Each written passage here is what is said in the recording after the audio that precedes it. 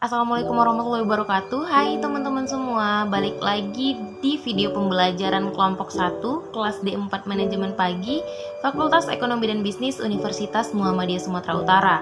Nah, di video sebelumnya kami sempat ngebahas tentang materi analisis biaya, volume, dan laba. Di video kali ini kami akan ngebahas materi tentang activity based costing. Jadi buat teman-teman semua yang belum tahu apa nih activity based costing dan yang ingin mempelajari lebih dalam mengenai activity based costing, teman-teman bisa lihat video ini sampai akhir.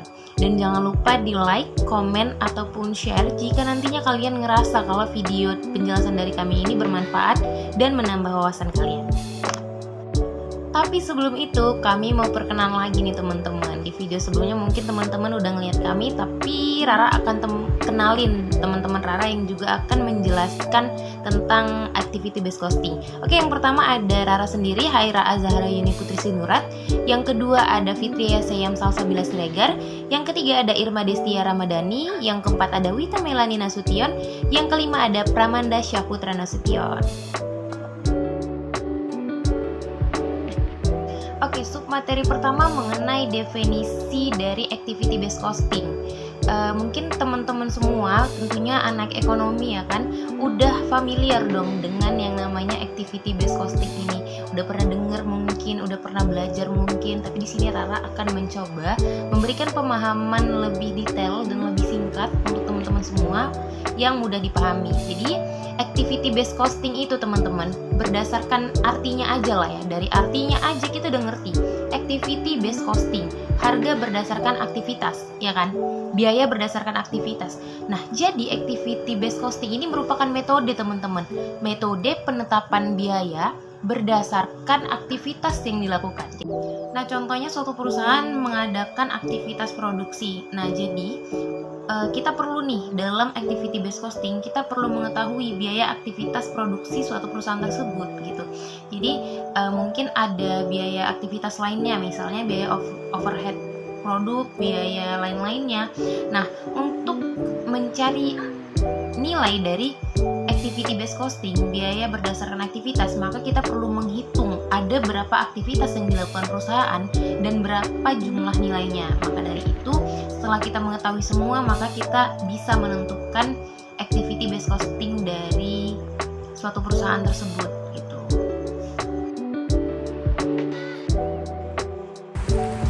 Saya Wita Melani Nasution, NPM 20051601777, akan menjelaskan manfaat-manfaat dari activity based costing.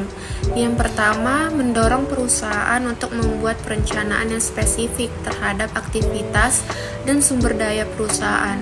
Yang kedua, dapat memperbaiki sistem pelaporan dan dapat memperluas informasi antara satu unit dengan unit yang lain. Yang ketiga, dapat mengevaluasi aktivitas yang perlu dieliminasi ataupun biaya dipertahankan. Dan yang terakhir, dapat mengukur aktivitas yang non-finansial dan dapat menelusuri biaya overhead pabrik terhadap biaya produksi dengan menggunakan alokasi biaya. Selanjutnya Fitri akan membacakan materi tentang syarat implementasi activity based costing. Nah, di dalam implementasi activity based costing itu terdapat 3 syarat yang harus diikuti. Yang pertama itu perusahaan memproduksi bermacam-macam jenis produk. Nah, jadi si perusahaan ini harus memproduksi banyak jenis produk gitu loh.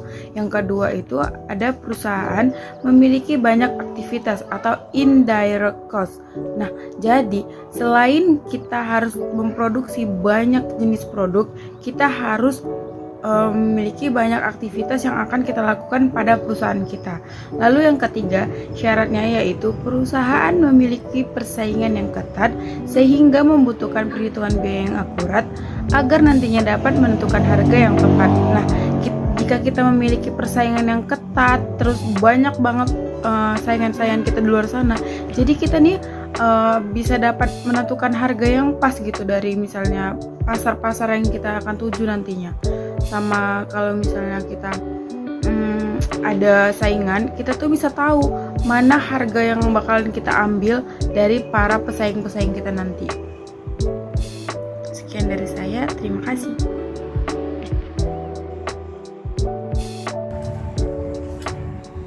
Kelebihan activity based costing.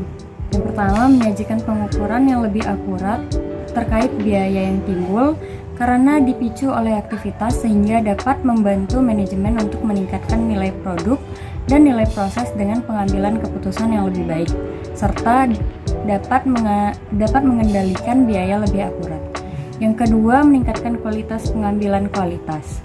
Karena semakin akurat suatu perhitungan biaya akan mengurangi kemungkinan kesalahan dalam mengambil keputusan. Yang ketiga, dapat mengevaluasi biaya agar manajemen dapat meminimalisir biaya dalam memproduksi suatu produk. Nah, karena dengan menggunakan activity based costing akan terlihat jelas biaya dari setiap aktivitas untuk memproduksi suatu produk.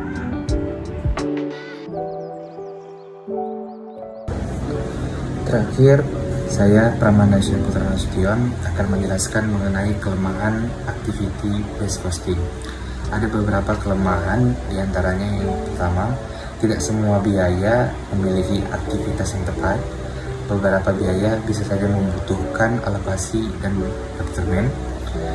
Yang kedua, tidak semua biaya tercakup dalam activity based costing, contohnya pemasaran, penelitian, pengembangan, dan lainnya.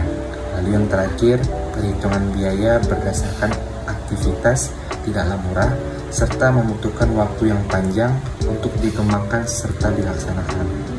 Demikian pembahasan dari saya kembalikan kepada moderator. Terima kasih. Nah, itulah dia tadi penjelasan super dari materi activity based costing. Jadi buat teman-teman semua yang masih kurang paham, masih kurang mengerti tentang materi yang kami jelaskan, teman-teman boleh banget nih komen di video bawah mengenai apa yang belum kalian pahami, dan kami insya Allah akan ngebantu semampu kami. Boleh juga di like dan di share kalau kalian ngerasa video ini bermanfaat untuk kalian. Mungkin itu saja yang bisa kami sampaikan dalam video ini. Hidup kesepian tanpa kekasih. Cukup sekian dan terima kasih. Billahi fisabilil haq, fastabiqul khairat. Wassalamualaikum warahmatullahi wabarakatuh.